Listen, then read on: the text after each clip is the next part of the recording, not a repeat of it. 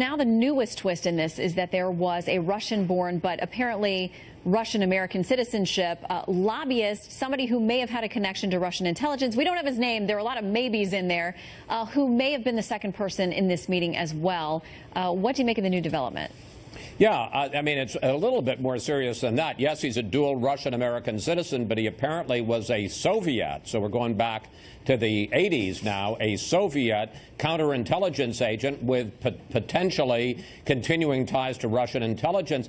Look, I don't know how was. Again, we're told, we don't know this independently, that nothing came of the meeting, but it's one more case where there's a new revelation that the White House and Donald Trump Jr. and all the other people involved don't put out themselves. It ends up coming out from the news media. And I think this is the biggest problem here. I think there's very little legal jeopardy for Donald Trump Jr., but there's a huge problem with the credibility of the White House because they kept saying there's no collusion, there's been no contacts, this is all a hoax, it's all fake news.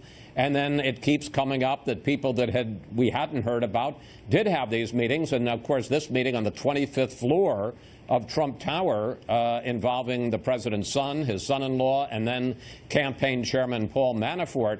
You know, they would be very well served simply to get together, make sure that every meeting that ever happened, everybody that had participated in every meeting, every time they had beef stroganoff or a shot of Stolichnaya, just put it all out there. It's going to come out anyway. You better do it on your own terms. But do you think it's possible this is a case of political neophytes, people who this is not the world that they operate in? They do know about opposition research and people reaching out. It's something that campaigns do all the time, and that this is something that they maybe were amateurs at, stumbled into this meeting, found out it wasn't what they thought it was, maybe a pretext to get to what they really wanted to lobby about, and it was something that they had dismissed as being apolitical.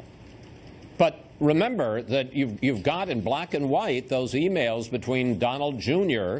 and the British former tabloid publicist, in which he said that this came from the Russian government and was part of a Russian effort to tip the election to Trump. And his son, Donald Jr., says, I love it. And, you know, maybe you can say that for Donald Jr., maybe you can say Jared Kushner. You certainly can't say it for Paul Manafort, who I've known since the 80s and George H.W. Bush's campaign.